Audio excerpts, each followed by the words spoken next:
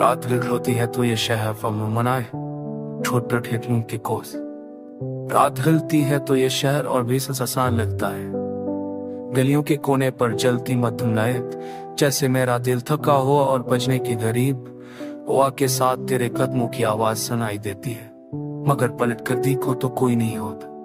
कभी सोचता हूँ हम दोनों का रास्ता कहाँ खो गया। वो लम्हा कौन सा था जब तेरी आंखों में मेरे लिए चमक बच गई। बारिश की बूंद खिड़की से इकरा कर पराने गिरत गाती है। वही गे जो हम साथ सुनते थे, अब हर मसला दिल पर वार करता है। मेरी राती और नवे सवालों से भरी है और दिन खालीपन से लोग क्यों कहते हैं बद सब जख्म भर देता है। मगर मेरे जख्म के साथ और घेरे हो गए हैं।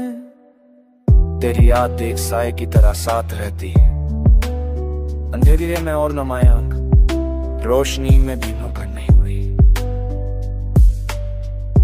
मैंने कई बार भुलाने की कोशिश की, मगर यादें जद्दी बच्चों की तरह वापस आ जाती हैं। काश तो एक बार हल कर देखती, समझती कि जुदाई का बोझ कैसा होता है। काश तो जानती कि दिल के तूतने की आवाज कितनी खामोश धूश मगर महलक होती है।